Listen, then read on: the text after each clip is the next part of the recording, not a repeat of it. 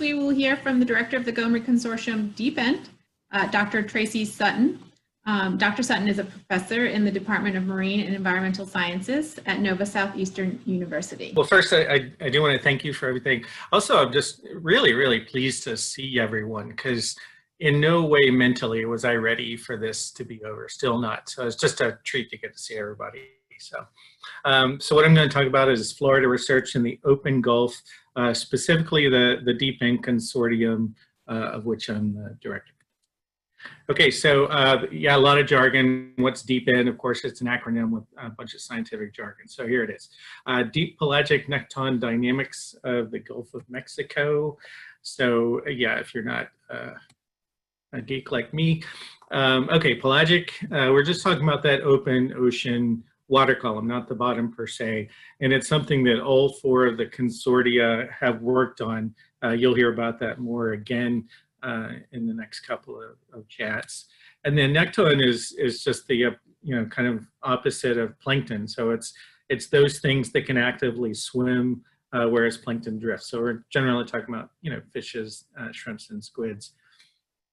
So when most people think about pelagic fishes or pelagic nekton, you tend to think of the surface forms. So these are, especially in the Gulf of Mexico, there's a gigantic recreational fishery and commercial fisheries for these forms. But what I'll show you today is that's only a fraction of the story. It's actually a relatively small fraction of the story of what's going on out there. So to find out what's really going out there, we'll also go deeper. So here's that next bit of jargon, deep pelagic nekton. And as you can see, as you get deeper and deeper, it just gets weirder and weirder. Let's see if I can move this out of our way a little bit. Okay, cool. All right. Now, if you're wondering, are all of these things that you're seeing, do they occur in the Gulf? The answer is yes. Actually, every animal that you see here is from the Gulf, was taken during photography at sea during DEEPEND cruises. So this is all actual Gulf stuff. Okay, so why do we care about all this weird deep stuff? And that is that deep pelagic environment itself is about 91% of the volume of the Gulf. So it really is the majority of the Gulf. And some amount of oil made it to the surface and some amount made it to the bottom, but all of the oil dispersant, gas mixture was in the water column at some point. And there was also this subsurface plume at about 900 to 1200 meters. So, there's a lot going on down deep.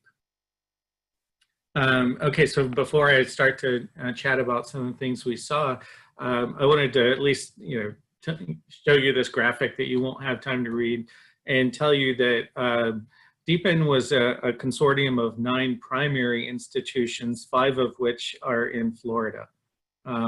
As of today, we've had about 104 participants from 19 institutions, majority of these being students. So I'm going to chat about that a little bit next up. And first, the goals of DEEPEND, keeping it simple. Our goals were first to find out what is down there, and that seems like we should have already known this, but it's the Gulf of Mexico, it's not the moon. But in fact, the first time I got a call from NOAA right after the spill, they didn't have any data whatsoever for what lived below 1,000 meters in the water column in the Gulf. There were no published papers.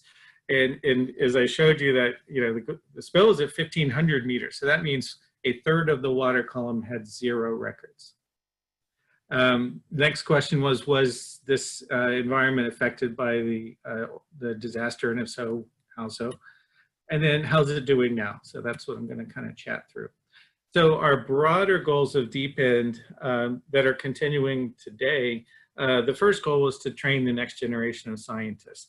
So it really would almost be impossible to overstate the importance of this. So we had dozens of students at DEEPEND, most of them at Florida universities. We have PhDs that are now postdocs with their own research programs in the Gulf. Of our 5 postdocs, 3 are now tenure track professors and 2 are research faculty.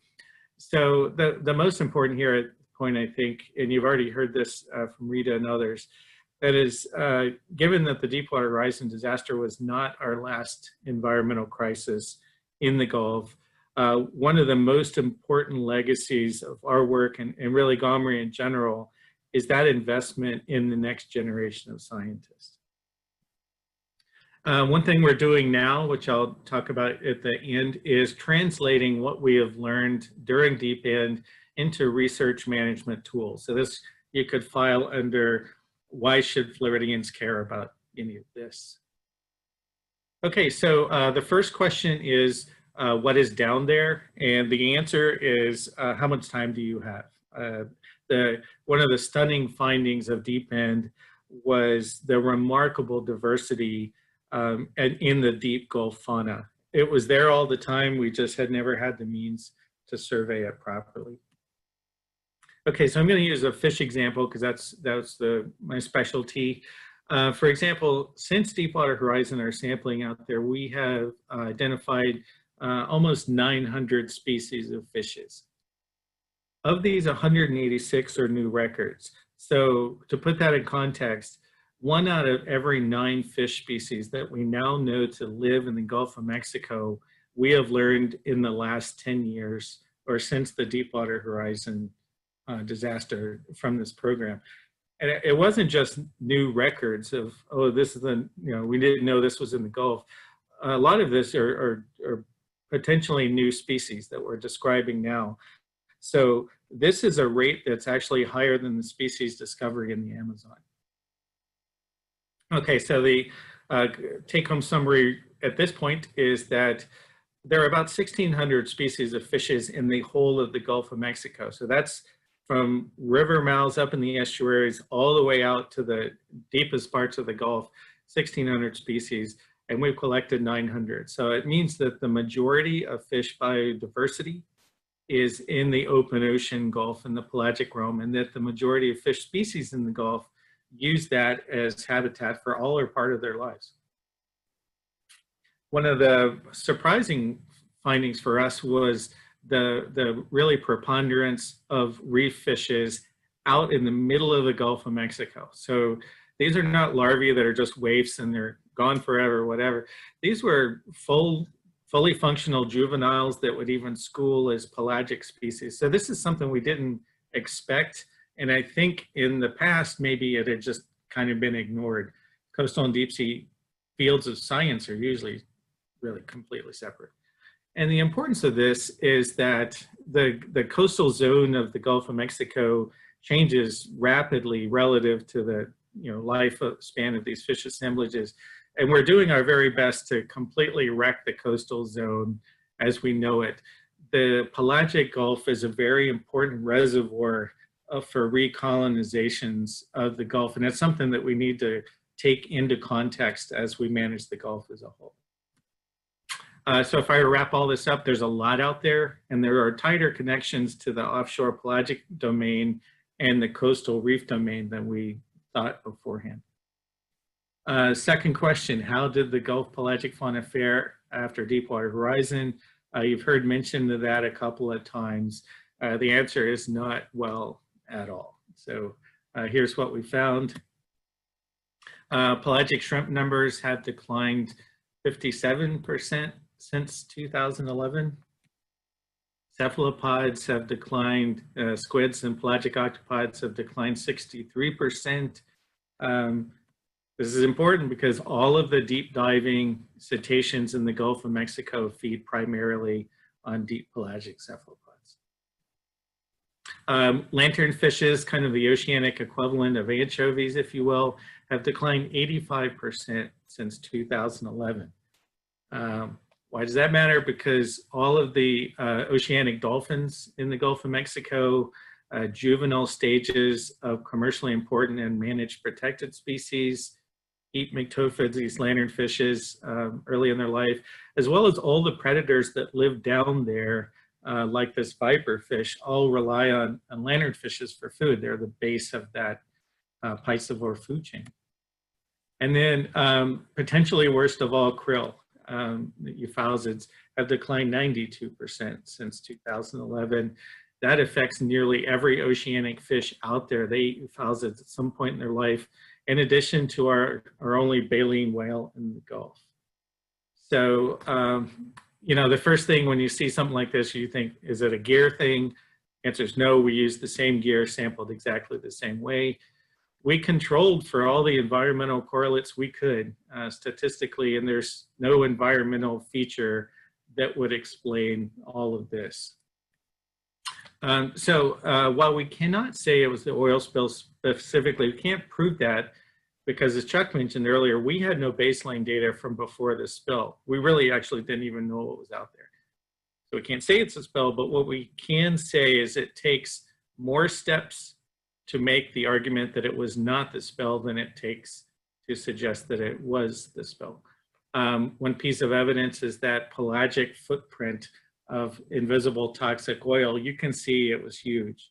So this makes sense when you're thinking about a potential pelagic collapse. And then we found evidence even after these contaminants from the Deepwater Horizon, even after the tissue load went back to near normal, even though it's still statistically higher, we're still finding contaminants, these PAHs, in the eggs and ovaries of these pelagic forms out there above levels known to be sublethal. So there is evidence of long-term persistence of oil in the system, probably through the food chain and through suspended particles. Okay, so how are things today? That's a very, very good question. So what I can tell you is our last survey was late 2018. Nothing had gotten better. There was no statistical difference between 2015, 16, 17, or 18. And that was our last cruise. We were supposed to have one this spring because this new program I'm going to tell you about, COVID wrecked that. So our next shot, and actually this fall, our next shot is going to be in the spring where we're going to continue looking. So this is the program that I'm mentioning now, where we got funded by the Restore program for at least 5 years and pending good performance for 10 years. So the goals of this are to continue this time series to 2029, see what the system does and what linkages, you know, may or may not recover or new linkages happen. And then in particular, we want to produce tools for and partner with resource managers. So that's really the goal of DEEPEND from here on out, is to utilize this information for managing the deep Gulf. So we're keeping the DEEPEND name and the DEEPEND website, and we will just continue this ad nauseum. So feel free to keep checking out what we're doing. And then I'll just thank a bunch of people in Sea Grant particularly for putting this on. Thank you so much, Dr. Sutton.